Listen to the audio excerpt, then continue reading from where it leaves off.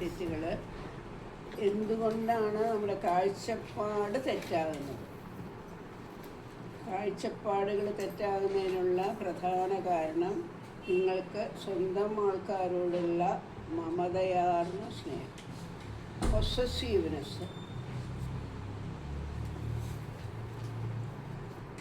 Possessiveness. ഇത് എൻ്റേതാണ്, എൻ്റെ ഒരാൾക്ക് കൊണ്ടാൽ മതി. വിപിനും അതാണ്. ഇവിടുന്ന് വന്നിട്ട് ആരെങ്കിലും ഏതെങ്കിലും ഒരു വണ്ടിയിൽ പോയാൽ അല്ല വിചാരം ഇവിടുത്തെ വണ്ടി കൊണ്ടുപോകാണ്, എന്നിട്ട് ബഹളമായ. അപ്പോൾ ഇത്രയെങ്കിലും ആ എൻ്റേതുള്ള ഭാവം വന്നു കഴിഞ്ഞാൽ അറിഞ്ഞും അറിയാതെയും നമുക്കൊരു പൊസസീവ്നെസ് വരും. ഇത് എൻ്റേതാണ്, അത് എനിക്ക് വേണം, അത് മറ്റൊരാൾക്ക് വയ്യ എന്നുള്ളൊരു വിചാരം. അപ്പോൾ തുടക്കത്തിൽ തന്നെ ധൃതരാഷ്ട്രയുടെ ആ പൊസസീവ്നെസ് അത് നമ്മളറിയാതെ തന്നെ വാക്കിലും പ്രവൃത്തിയിലൊക്കെ കാണും. നമ്മുടെ വിചാരം നമ്മൾ വലിയ ബഹുമാന്യനായിട്ട് സൊസൈറ്റിയിൽ നിൽക്കുകയാണെന്നൊക്കെയാണ്. പക്ഷേ നമ്മളറിയാതെ തന്നെ നമ്മുടെ വാക്കിലും പ്രവൃത്തികളിലും ഒക്കെ അത് വ്യക്തമാകും. അതുകൊണ്ട് ജീവിതത്തിൽ തികച്ചും മാറ്റി നിർത്തേണ്ടതായിട്ടുള്ള ഒരു സംഗതിയാണ് പൊസസീവ്നെസ്. സ്നേഹം, മമത. എൻ്റേത് മമ എന്ന് പറഞ്ഞാൽ എൻ്റേതാണ്, എൻ്റേതാണ് എന്നുള്ള ഭാവം. അപ്പോൾ അവിടെ നിന്നാണ് ഗീത തുടങ്ങുന്നത്. അതാണ് നമ്മുടെ കാഴ്ചപ്പാടിനെ മുഴുവനും തെറ്റാക്കി കാണിക്കുന്നതായിട്ടുള്ള ഏറ്റവും പ്രധാനമായിട്ടുള്ള ഒന്ന് നമ്മുടെ ഈ മമതയാണ്. പക്ഷേ അതിനെ എടുത്ത് കളയണമെന്നുണ്ടെങ്കിലോ അത്ര എളുപ്പമല്ല. അതിന് ഉദാഹരണമായിട്ട് കാണിച്ചു, അർജുനൻ ഇത്ര വലിയ വില്ലാളിയാണ്, ലോകത്തിൽ ആരുമില്ല അവരുടെ മാതിരി. ഭാരതയുദ്ധം മുഴുവനും അർജുനൻ്റെ വില്ലാളി വീരത്വത്തിൽ ആശ്രയിച്ചിട്ടാണ് നിൽക്കുന്നത്. അപ്പോൾ അവനൊരു തെറ്റ് പറ്റില്ല എന്നതുകൊണ്ടാണ് സർവ്വസൈന്യാധിപനായിട്ട് ടൈറ്റിൽ കൊടുത്തില്ല എന്നുള്ള. കൃഷ്ണദ്യുമ്നനായിരുന്നു സർവ്വസൈന്യാധിപൻ. പക്ഷെ എല്ലാവർക്കും അറിയാം അത് പേരിൽ മാത്രമാണ്. സാക്ഷൻ സർവ്വസൈന്യാധിപൻ അർജുനൻ തന്നെയാണ്. കാരണം അർജുനൻ്റെ കൂടെ വേറൊരാൾ, അർജുനൻ്റെ രഥം നയിക്കുന്നതായിട്ടുള്ള പാർത്ഥസാരഥിയെ പറ്റി അറിയാവുന്നവർക്ക് എല്ലാവർക്കും, ഭീഷ്മര്, ദ്രോണര്, കൃപര് മുതലായിട്ടുള്ള വലിയ വലിയ ആൾക്കാർക്കൊക്കെ അറിയാം കൃഷ്ണൻ ഒരാളുടെ കൂടെ നിൽക്കണമെന്ന് പറഞ്ഞാൽ അതിന് ഒരു പ്രത്യേക അർത്ഥം ഉണ്ട്. അതിൻ്റെ അർത്ഥം ധർമ്മം അവിടെയാണ്. അതാണ് കൃഷ്ണൻ്റെ സാന്നിധ്യം സൂചിപ്പിക്കുന്നത്. ധർമ്മം അവരുടെ കൂടെയാണ്. അത് വലിയൊരു ഇതാണ്. ഇതൊരു മൾട്ടി ഡയമെൻഷണൽ അവയർനെസ്സാണ്. വരൂ ഞങ്ങൾ ഞങ്ങളുടെ ധർമ്മം വരൂ. ഇനി ഒരാൾക്ക് കൂടി സ്ഥലം കാണാം. ഒരു സ്ഥലം ജയ വരികയാണെങ്കിൽ. അപ്പോൾ കൃഷ്ണൻ്റെ സാന്നിധ്യം എവിടെയൊക്കെ ഉണ്ട് അവിടെ ജയം. അത് കുറച്ചൊക്കെ മനസ്സിലാക്കിക്കൊണ്ടായിരിക്കണം ഗാന്ധാരിയുടെ അടുത്ത് ദുര്യോധനൻ നമസ്കരിക്കാൻ വന്നപ്പോൾ ഗാന്ധാരി പൂർണ്ണമായിട്ടും അനുഗ്രഹിക്കണില്ല എന്നങ്ങനെ പറഞ്ഞത്. ധർമ്മം ജയിക്കും മകനെ, ധർമ്മം എവിടെയുണ്ട് അവിടെയാണ് ജയം എന്ന് പറഞ്ഞു. ദുര്യോധന കുറച്ച് ബുദ്ധിയും വിവേകവും ഉണ്ടായിരുന്നെങ്കിൽ ആലോചിച്ചാൽ കിട്ടുമായിരുന്നു ഈ ധർമ്മത്തിൻ്റെ ആളാരാണെന്നും എവിടെയാണെന്നൊക്കെ. അതിനുള്ള ബുദ്ധി ഉണ്ടായില്ല. അപ്പോൾ നമ്മളുടെ എല്ലാവരുടെയും കാഴ്ചപ്പാടിനെ ക്ലൗഡ് ചെയ്യുന്നത് ഈ മമതയാണ്. ചിലപ്പോൾ കുടുംബത്തിനോടായിരിക്കാം, ചിലപ്പോൾ നമ്മുടെ പൊസിഷൻ, പവർ, പണം, സ്വത്ത്, എന്തിനോടെങ്കിലും എൻ്റെ എന്നുള്ളൊരു ഭാവം നമ്മുടെ ഉണ്ടെന്നുണ്ടെങ്കിൽ കഷ്ടപ്പെടി എന്നും ചെയ്യും. എവിടെയെങ്കിലുമൊക്കെ ദുഃഖത്തിന് കടന്നു വരാനുള്ള വഴികളാണ്.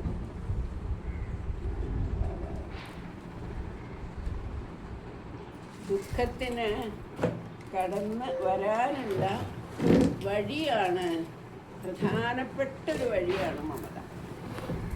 അതുകൊണ്ട് നമ്മൾ അയ്യോ എൻ്റെ മാതിരി ദുഃഖം അനുഭവിക്കുന്നവർ വല്ലവരും ഉണ്ടോ, ഇത്ര ദുഃഖം ഞാൻ അനുഭവിക്കണമെന്നൊക്കെ പറയണത് ഞങ്ങളെ മാതിരിയുള്ളവർക്കൊക്കെ ചിരിക്കാൻ തോന്നും.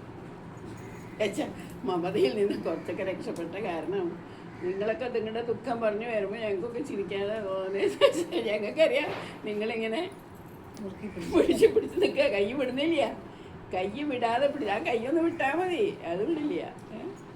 അപ്പോൾ ആ കൈ വിടാതെ ഇങ്ങനെ പിടിക്കണ കാരണമാണല്ല ദുഃഖം ഒരുപാട്. അപ്പോൾ മാമക പാണ്ഡവശൈവ കിമകുർവത സഞ്ജയ എന്നുള്ള അതിനെപ്പറ്റി തന്നെ നമ്മുടെ ജീവിതവുമായിട്ട് ബന്ധപ്പെടുത്തുമ്പോൾ തന്നെ നമുക്ക് ഒരുപാട് തെറ്റുകൾ നമുക്ക് നമ്മളിൽ തന്നെ കണ്ടെത്താനായിട്ട് കഴിയും.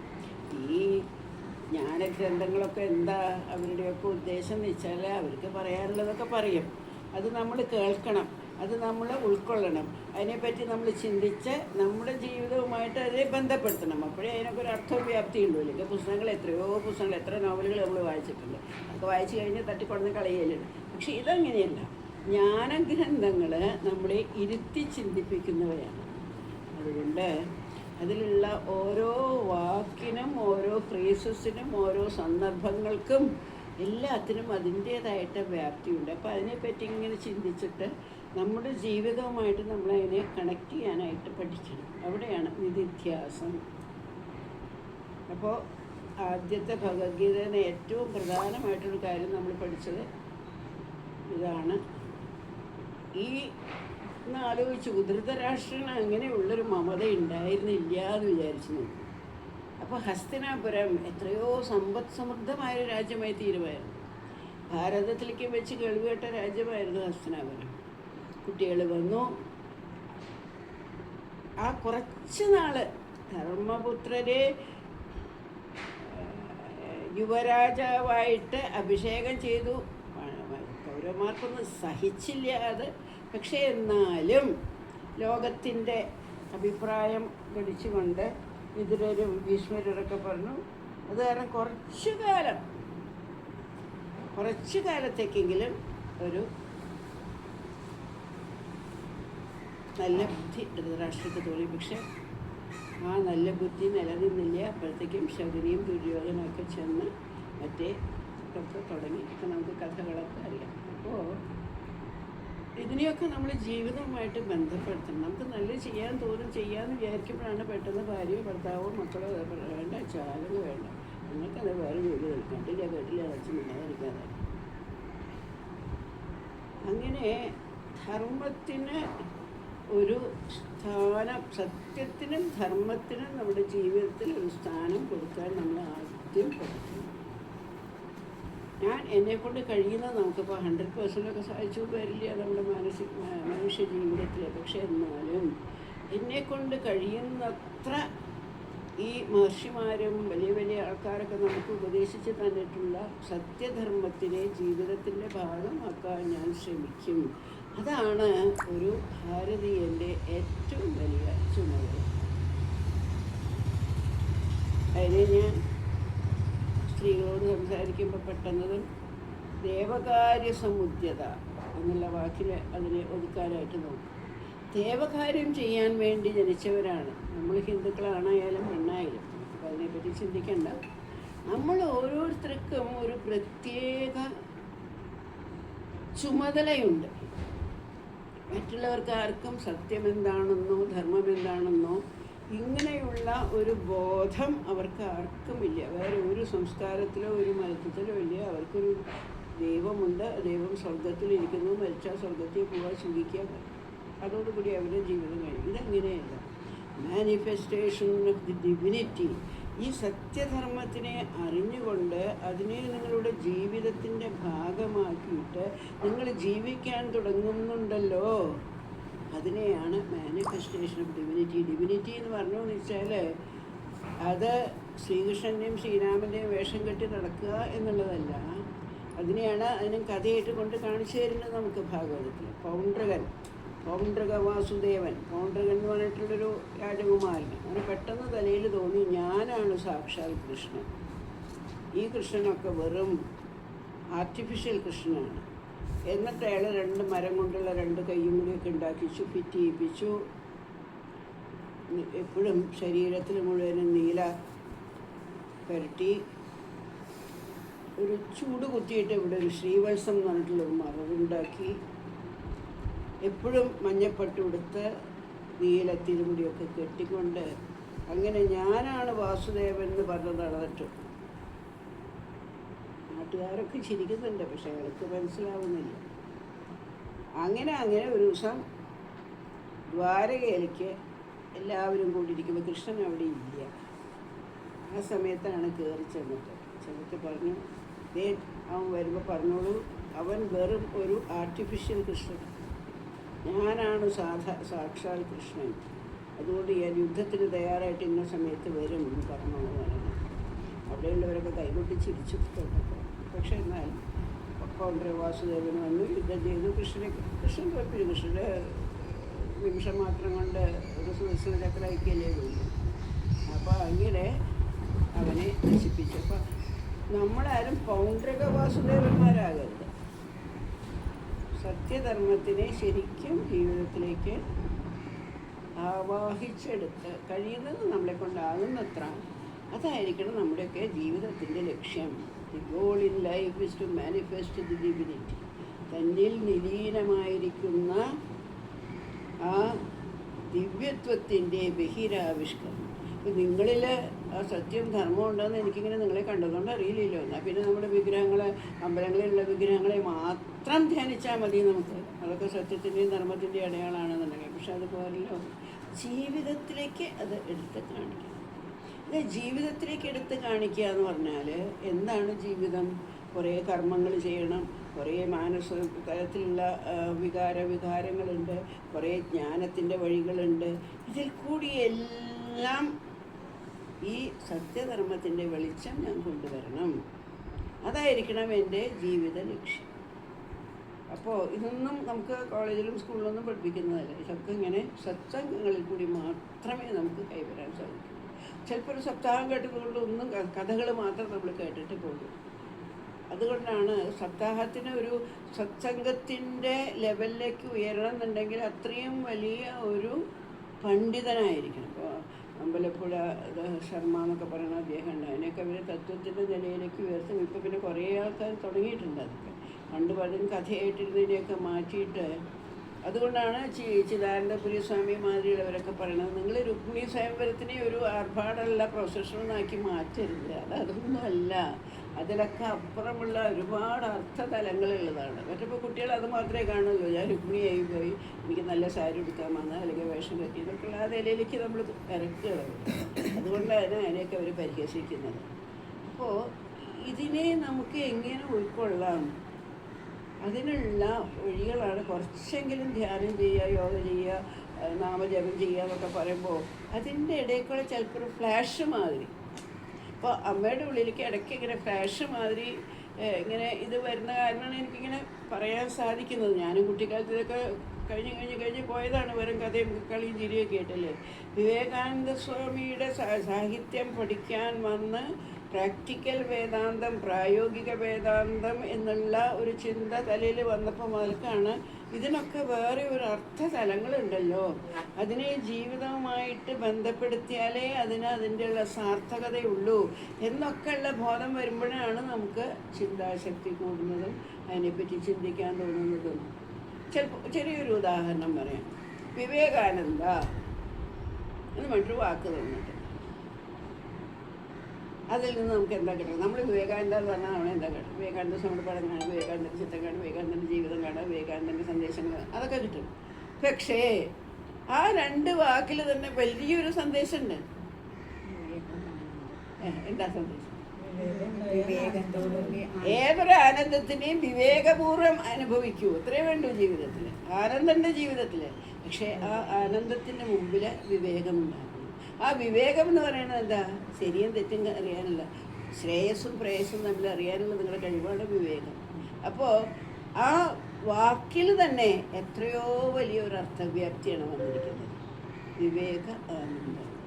സുഖിച്ചോളൂ, ഒരു തെറ്റില്ല, ജീവിതം സുഖിക്കാനുള്ളതാണ്. പക്ഷേ അതിൻ്റെ മുമ്പിൽ വിവേകത്തോടു കൂടി സുഖിച്ചു. മദ്യം കുടിച്ച് ആനന്ദിക്കുകയല്ല വേണ്ടത്. ആനന്ദം തരുന്ന വേറെ നല്ല പല വഴികളുണ്ട്. ആ നല്ല വഴികളിലേക്ക്, ശ്രേയസിൻ്റെ വഴികളിൽ കൂടി നിങ്ങൾ ആനന്ദം നേടും. ശ്രേയസിൻ്റെ വഴി കൂടെ പോയാൽ നിങ്ങൾ നശിക്കും. അങ്ങനെ നമുക്കൊരു ഉൾക്കാഴ്ച കിട്ടണമെന്നുണ്ടെങ്കിൽ നമ്മൾ ഈ തത്വചിന്തകളെയൊക്കെ കുറച്ച് നമ്മുടെ ചിന്തയുടെ, വിചാരത്തിൻ്റെ, വികാരങ്ങളുടെ ഭാഗമാക്കാനായിട്ട് ഇപ്പോൾ ആൺകുട്ടിക്ക് പെൺകുട്ടിയെ കണ്ട് ഭ്രമം തോന്നും. വളരെ അതിനകത്ത് വേറൊരു കേസ്, ഒരു തൊടുക്ക് കേസ് വന്നിരിക്കുന്നത്. നല്ല യുവത്വത്തിൽ മുഴുവനും വലിയ ടീച്ചറായിരുന്നു.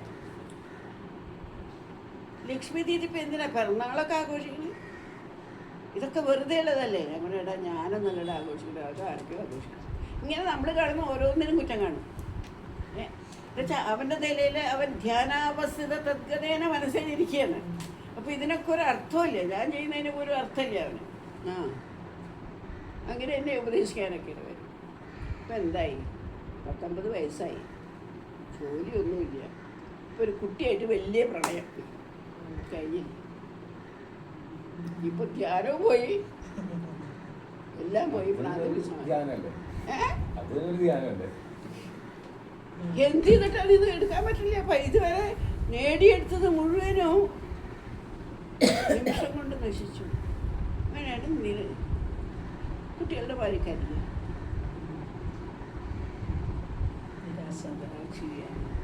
ഞാൻ പറഞ്ഞു, ചങ്ങപ്പുഴയൊക്കെ പോയിടാൻ ഇപ്പോൾ രമണനൊന്നും എഴുതാറുണ്ട്. ആരുമില്ല, പുതിയൊരു രമണനൊന്നും ആവണ്ട. അറിവുണ്ട്, ഗുരുവുണ്ട്, ദീക്ഷ എടുത്തിട്ടുണ്ട്, ഒക്കെ എടുത്തിട്ടുണ്ട്. പക്ഷെ നിമിഷം കൊണ്ട് തൻ്റെ മുമ്പിൽ ഒരു സിറ്റുവേഷൻ വന്നപ്പോൾ അപ്പോൾ ധൃതരാഷ്ട്രക്ക് ഭയങ്കര ധർമ്മം അറിയാം. ധർമ്മത്തിനെ പറ്റിയിട്ട് എത്ര ലെക്ചേഴ്സും സെമിനാറൊക്കെ നടക്കാൻ ധൃതരാഷ്ട്രം. പക്ഷേ അവർക്കൊക്കെ അറിയാം. പക്ഷേ എൻ്റെ മക്കളുടെ കാര്യം വന്നപ്പോൾ അല്ലേ, അങ്ങനെയാണ് നമ്മളെല്ലാവരും. നമുക്കൊക്കെ ധാരാളം പ്രീച്ച് ചെയ്യാൻ പറ്റും, നമുക്ക് ജീവിക്കാൻ സാധിക്കില്ല. അതുകൊണ്ടാണ് ജീവിതത്തിലേക്ക് നമ്മൾ സ്വല്പമപ്യസ്യ ധർമ്മസ്യ, ഭഗവാൻ പറയുന്നുണ്ട് 2-ാമത്, സ്വല്പമപ്യസ്യ ധർമ്മസ്യ ത്രായതേ മഹതോ ഭയ. നിങ്ങളുടെ ജീവിതത്തിൽ വരുന്ന ദുരന്തങ്ങളിൽ നിന്നെല്ലാം നിങ്ങളെ രക്ഷിക്കാനായിട്ട് ഇതിൻ്റെ കുറച്ചൊരറിവ്, ഇത്തിരിക്കോളൊരറിവ്. കുട്ടിക്കാലത്തൊരു പോളിയോ വാക്സിൻ എടുത്തു കഴിഞ്ഞാൽ ജീവിതം മുഴുവൻ നിങ്ങൾക്ക് പോളിയോ വരും. കുട്ടിക്കാലത്തൊരു സ്മോൾ പോക്സിൻ്റെ വാക്സിൻ എടുത്താൽ ജീവിതം മുഴുവൻ പോകും. സ്വല്പം അഭ്യസിച്ച സമയത്ത് അപ്പോൾ നമ്മൾ കുട്ടിക്കാലത്ത് ഇതൊന്ന് പകർന്നു കൊടുക്കുക. ഇതിനെ എങ്ങനെയെങ്കിലും നമ്മൾ കൽക്കണ്ടത്തിൽ കൂടിയോ മുതിരിങ്ങയിൽ കൂടിയോ എങ്ങനെയെങ്കിലും ഇത് കുട്ടികൾക്ക്. അപ്പോൾ ആ കൽക്കണ്ടവും മുന്തിരിങ്ങയൊക്കെ ആയിട്ടാണ് നമുക്ക് ശ്രീകൃഷ്ണനും വൃന്ദാവനവും കളിയും ലീലയും ശ്രീരാമനും ഹനുമാനും ഒക്കെ ഉള്ളത്. ഈ കൽക്കണ്ടത്തിൻ്റെ രൂപത്തിൽ കുട്ടികളുടെ ഉള്ളിലേക്ക് ഇതിനെ അയക്കാനാണ്. അപ്പോൾ അങ്ങനെ ആദ്യത്തെ ഭഗവത്ഗീതയിൽ നിന്ന് തന്നെ ഒരുപാട് പഠിക്കാറുണ്ട്. നമ്മളെ തന്നെ ശുദ്ധീകരിക്കാനുള്ള ഒരു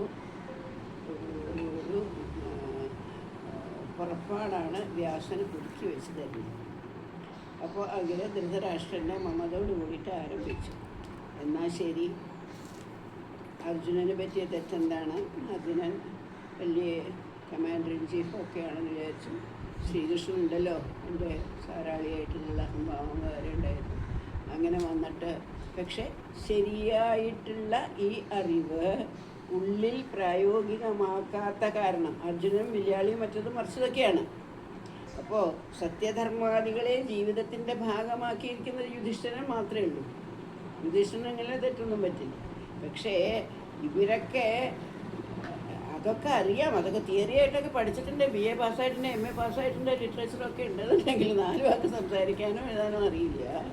അങ്ങനെയാണ് അർജുനൻ്റെയൊക്കെ സ്ഥിതി. സത്യധർമ്മത്തിനെ പറ്റി അറിയാതിട്ടൊന്നുമല്ല, മറ്റുള്ളവരോടൊക്കെ പ്രസംഗിക്കാനൊക്കെ നല്ലോണം അറിയാം. പക്ഷേ അവരവരുടെ കാര്യം വന്നപ്പോൾ അയ്യത്തട, അവിടെ വീണ്ടും ഈ മമതയും ഈ ഞാൻ എൻ്റെ എനിക്ക് എന്നുള്ള ഭാവമൊക്കെ പുറത്തേക്ക് വരുന്നു. അതോടുകൂടി ചിന്താവ്യാകുലനായി. ഈ നേരത്തെ പറഞ്ഞ മാതിരി ആ അറിവൊക്കെ ശുഷ്കമായി.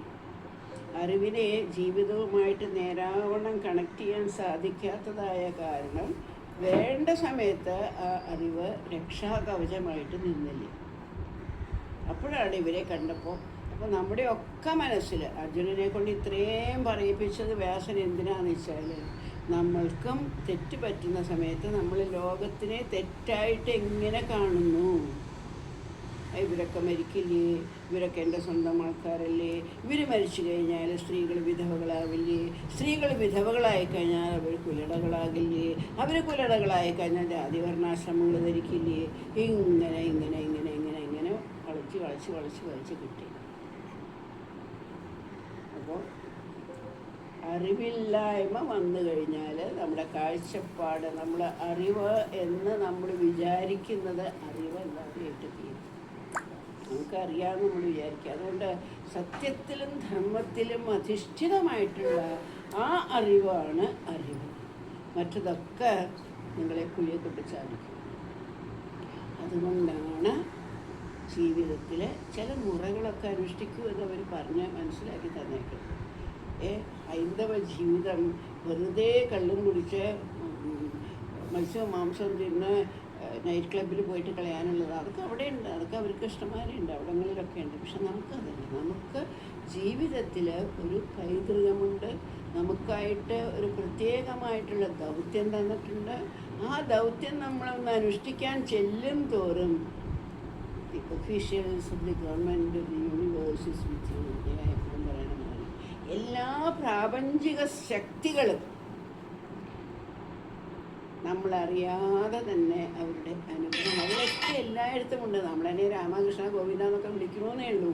പക്ഷേ എല്ലായിടത്തും നിറഞ്ഞു നിൽക്കുന്നതായിട്ടൊരു ദൈവിക ശക്തി ഉണ്ടല്ലോ, അതൊക്കെ നമ്മുടെ കൂടെ വരുന്നു. അനുഭവവേദ്യമാക്കാനായിട്ട് നമുക്ക് കഴിയും. എത്രത്തോളം സത്യധർമ്മങ്ങളെ നമ്മൾ ജീവിതത്തിൻ്റെ ഭാഗമാക്കുന്നു അത്രത്തോളം ഈ ശക്തികളൊക്കെ നമ്മുടെ കൂടെയുണ്ട്. അതിനെ അനുഭവവേദ്യമാക്കാൻ ഒരു നല്ല ഹിന്ദുവിന് സാധിക്കും. അതിന് വലിയ ഇതൊന്നും വേണ്ട. സ്വാമിജി പറയുന്ന മാതിരി ബൈ വർക്ക് ഓർ വർഷിപ്പ് നമ്മൾ ചെയ്യുന്ന എല്ലാത്തിലും നമുക്ക് ഈ ദൈവിക ശക്തിയെ ആവിഷ്കരിക്കാനും എല്ലാത്തിനുമുള്ള പദ്ധതികളൊക്കെ അവരെഴുതി വെച്ചിട്ടുണ്ട്. ആ ഫോർമുല അങ്ങോട്ട് ഉപയോഗിച്ച് നമ്മൾ ജീവിക്കുകയും വേണം. ഒരു കുഴപ്പമില്ല. ഭക്ഷണം കഴിക്കണ്ടെന്ന് പറയണില്ല, സ്വീറ്റ് കഴിക്കണ്ടെന്ന് പറയണില്ല, മദ്യം വേണ്ടെന്ന് പറയുന്നില്ല, ഭാര്യ വേണ്ട, ഒന്നും വേണ്ടെന്ന് പറയണില്ല. പക്ഷേ ഒരു പക്ഷേ ഉണ്ട് അവിടെ, ഒരു കോമ. ആ കോമ ഉപയോഗിച്ചിട്ട് ആ എന്താ പറയുക, ഗവർണർ എന്നാ പറയുക അല്ലേ, വണ്ടികളിലൊക്കെ നിൽക്കുന്ന ആ ഗവർണറെ അത് ഉപയോഗിച്ചിട്ട് ജീവിതമാണ്. കടവുദേശമാണ് ആത്മാനം രചനം രീതി എന്നൊക്കെ അർത്ഥം കാമം മോക്ഷം. ധർമ്മത്തിനോട് ചേർന്നിട്ട് അർത്ഥം, അർത്ഥത്തിനോട് ചേർന്നിട്ടുള്ള കാമം, കാമത്തിനോട് ചേർന്ന് മോക്ഷത്തിലേക്ക് പോകും. എല്ലാത്തിലും ഇട്ട് വെച്ചിട്ട് എല്ലാത്തിലും നല്ലൊരു ഒരു എന്താ പറയുക ബ്രേക്ക്. ആ ബ്രേക്ക് ഉപയോഗിച്ചിട്ട് നിങ്ങൾ ബ്രേക്ക് ഉപയോഗിക്കാൻ അറിയണം. നിങ്ങൾക്ക് വെറും ആക്സിലേറ്ററിൽ മാത്രം കാല് വെച്ചാൽ നിങ്ങൾക്ക് നശിക്കും. പക്ഷെ ആ ബ്രേക്ക് നിങ്ങളുടെ കയ്യിലുണ്ടെന്നുണ്ടെങ്കിൽ നിങ്ങൾക്ക് നിങ്ങളിങ്ങനെ അതാണ് ഹിന്ദുധർമ്മത്തിൻ്റേതായിട്ട്. അത് നമുക്ക് മനസ്സിലാകുന്നില്ല. പക്ഷേ മറ്റേ കുറച്ച് ഡീപ്പായിട്ട് അനലൈസ് ചെയ്യാനും തിങ്ക് ചെയ്യാനും കഴിയുന്നതായിട്ടുള്ള വലിയ വലിയ മഹാരഥന്മാരായിരിക്കുന്ന സയൻറ്റിസ്റ്റുകൾക്കൊക്കെ മനസ്സിലാക്കുന്നുണ്ട്. അത് ഇത്രയും മനോഹരമായിട്ടുള്ള ഒരു psychological study of human life വേറെ ലോകത്തിൽ എവിടെയും ഇല്ലയാണ്. ഈ മനുഷ്യ മനസ്സിലെ സത്വം രജസ് തമസ് എന്നുള്ള ഇതിലൊതുക്കിയിട്ട് അതിൽ നിന്നുണ്ടാകുന്നതായിട്ടുള്ള ഇതുകൊണ്ടാണ് അതൊന്നും വേറെ ആരുടെയും കയ്യിലില്ല. എന്നാൽ പിന്നെ ഈ സത്വത്തിനെ വർദ്ധിപ്പിക്കാൻ അതിന് നിങ്ങളുടെ ഭക്ഷണ രീതി, നിങ്ങളുടെ ജീവിത രീതി, നിങ്ങളുടെ സംഭാഷണ രീതി, നിങ്ങളുടെ ഒന്ന് ആലോചിച്ച് നോക്കൂ. ഏതൊരറിവാണോ നിങ്ങൾക്ക് വേണ്ടത് അത് അവിടെ ഉണ്ട്. ഇല്ല എന്ന് പറയാൻ സാധിക്കില്ല. നമുക്ക് എവിടെ കണ്ടെത്തേണ്ടതെന്ന് നമുക്കറിയില്ല വെച്ചാൽ നമുക്ക് അതിനുള്ള അവസരം കിട്ടില്ല. അല്ലെങ്കിൽ ഇതെല്ലാം ഉണ്ട്. ഇപ്പോൾ ഗൂഗിളിൽ തൊട്ടാൽ എല്ലാം കിട്ടുമെന്ന് പറയില്ലേ. അതേമാതിരിയാണ് ഭാരതീയ തത്വസംഹിതയിൽ നിങ്ങൾക്ക് എവിടെ എന്ത് സംശയമുണ്ടോ അത് തീർക്കാനുള്ള അറിവൊക്കെ അവിടെ അവരെ നിറച്ച് വെച്ചിട്ടുണ്ട്. ഇനി ഒന്നും ആർക്കും ചെയ്യാനില്ല, അത്ര അധികം അവരെ ചെയ്ത് വെച്ച് കഴിഞ്ഞിട്ടുണ്ടല്ലേ. അപ്പോൾ അങ്ങനെയുള്ള ഒരു പുസ്തകമാണ് ഭഗവത്ഗീത. അപ്പോൾ ആദ്യത്തെ നമ്മൾ വിചാരിച്ചു. അപ്പോൾ നമുക്ക് എന്തെങ്കിലും തെറ്റായിട്ടുള്ള അനുഭവം കിട്ടുകയാണെങ്കിൽ നമ്മൾ എന്ത് ചെയ്യണം എന്ന് ആലോചിച്ച് നോക്കുക. എൻ്റെ വീക്ഷണത്തിൽ, എൻ്റെ വാക്കിൽ, എൻ്റെ പ്രവൃത്തിയിൽ, എൻ്റെ ചിന്തയിൽ ഞാൻ ഇതിൽ നിന്ന് മാറിയോ നോക്കൂ. അപ്പോൾ നമുക്കുള്ള ഉത്തരം നമ്മളിൽ നിന്ന് തന്നെ കിട്ടും. നമ്മളിൽ നിന്ന് തന്നെ എനിക്ക് ഈ ദുഃഖം വരാൻ കാരണം എന്താണ് എന്ന് താൻ തന്നെ അനലൈസ് ചെയ്യുക. ലോകത്തിനെ മുമ്പിൽ കണ്ടുകൊണ്ടല്ല, ലോകമല്ല കാരണം. ലോകം നിങ്ങൾക്ക് ഒരു ദുഃഖവും തരുന്നില്ല. ലോകത്തിൽ ദുഃഖമില്ല. ഭഗവാൻ സൃഷ്ടിച്ചിരിക്കുന്ന ഒന്നിലും ദുഃഖമില്ല. പക്ഷെ നിങ്ങളും അതുമായിട്ടുള്ള ആ കൂടിക്കെട്ടുണ്ടല്ലോ, അവിടെയാണ് തെറ്റുപറ്റുന്നത്. സ്വർണ്ണച്ചങ്ങലയിൽ ബന്ധിക്കേണ്ടതായിട്ടുള്ളതിനെ നിങ്ങൾ വല്ല കായത്തിൻ്റെ ഈയത്തിൻ്റെ ഒക്കെ ഇട്ട് ഉപയോഗിച്ച് അത് പൊട്ടിപ്പോകും. അങ്ങനെ ഒരു മനോഹരമായിട്ടുള്ള ചിന്തയിലേക്ക് നമ്മളെ ഉണർത്തുന്ന ഇതിനെയാണ് വികാസം. വികാസം എന്ന് പറയുന്നതിനെ അതിൻ്റെ അർത്ഥവും വ്യാപ്തിയും എത്ര പറഞ്ഞാലും എനിക്ക് അങ്ങോട്ട് നിൽക്കുന്നില്ല. ഓരോ തവണ ഓരോ ലൈനിൽ കൂടെ പോകുമ്പോഴാണ് വികാസമാണ് ജീവിതം. സ്വാമിയുടെ എന്ത് വലിയ ഉൾക്കണ്ണാണ്, എന്തൊരു വലിയ. ഇനിയിപ്പോൾ അത് നിങ്ങൾക്ക് മനസ്സിലാകുന്നില്ലാണെങ്കിൽ അവിടെ ചേർത്തിട്ടുണ്ട്. എന്തൊക്കെയാണ്? സ്നേഹമാണ് വികാസം, ദ്വേഷം മരണമാണ്. വളരെ സിമ്പിളായിട്ട് വേറൊരു ഡെഫിനേഷൻ. അറിവ് വികാസമാണ്, അജ്ഞാനം. ഇതിനെ വേറെ തരത്തിൽ പറയുന്നു, only those who live for others. ആരാണോ മറ്റുള്ളവർക്ക് വേണ്ടി ജീവിക്കുന്നത് അവരാണ് ജീവിക്കുന്നത്. മറ്റുള്ളവർ സദാ മരിച്ചുകൊണ്ടിരിക്കുകയാണ്. എന്നുവെച്ചാൽ അവർ വികസിക്കുന്നില്ല. അവർ വികാസമില്ലാതെ അവർ ചുരുങ്ങി പോരും. ഒരു ബലൂണിൻ്റെ ഉള്ളിൽ നിന്ന് കാറ്റ് പോയി കഴിഞ്ഞാൽ അതേമാതിരി മരിച്ചുകൊണ്ടിരിക്കുന്നു. പക്ഷെ നിങ്ങൾ വികസിക്കുകയാണെന്നുണ്ടെങ്കിൽ വികാസമാണ് ജീവിതം.